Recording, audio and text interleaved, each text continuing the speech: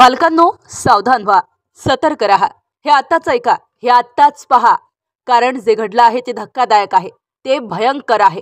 ते असं आहे की तुम्हालाही आपल्या लेकरांची काळजी वाटेल. भर दुपारी गर्दीने भरलेली एक एसटी बस. विद्यार्थी, विद्यार्थिनी, प्रवासी सर्वजण आपापल्या गावी जायला बसलेले. सर्व काही नेहमीप्रमाणे सुरू होतं, पण काही मिनिटातच त्या बसमध्ये घडायला लागला एक भयानक प्रकार. एक असा प्रकार ज्यामुळे सगळे थरकापले. नांदगावच्या दिशेने धावणारी ती बस गर्दीने तुडुंब भरलेली. अचानक काहीतरी विचित्र घडलं. प्रवासी आश्चर्याने पाहू लागले. विद्यार्थिनी घाबरून बाजूला सरकू लागल्या. बसच्या आत गोंधळ वाढू लागला. कोणी समजावण्याचा प्रयत्न करत होतं, कोणी त्रास टाळायला बघत होतं, पण परिस्थिती नियंत्रणाबाहेर परिस्थिती जाऊ लागली. तो व्यक्ती, तो टवाळखोर बसच्या आत उभाच होता, पण त्याच्या हालचालींनी सर्वांना अस्वस्थ केलं होतं. तो थांबला नाही, तो थांबायचं नाव घेत नव्हता. विद्यार्थिनी घाबरत होत्या, पण तरीही त्यांनी धैर्य दाखवलं. त्यांनी तक्रार केली बसच्या चालकाला, वाहकाला. असं होतंय, आम्हाला त्रास होतोय. वाहकाने प्रयत्न केला समजावण्याचा, थांबवण्याचा, पण तो टवाळखोर उलट आणखी बेशिस्त होऊ लागला.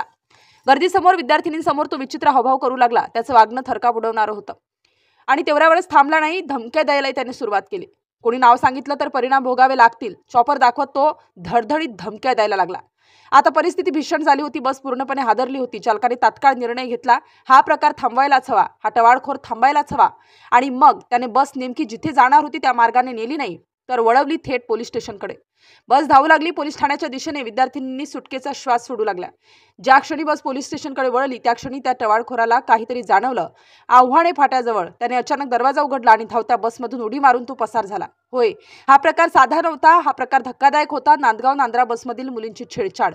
धावत्या बसमध्ये विद्यार्थिनींवर टवाळखोराने केलेला विनयभंग. धाडसी विद्यार्थिनींनी दिलेली तक्रार, वाहकाने चालकाने दाखवलेलं भान आणि बस थेट पोलीस स्टेशनकडे.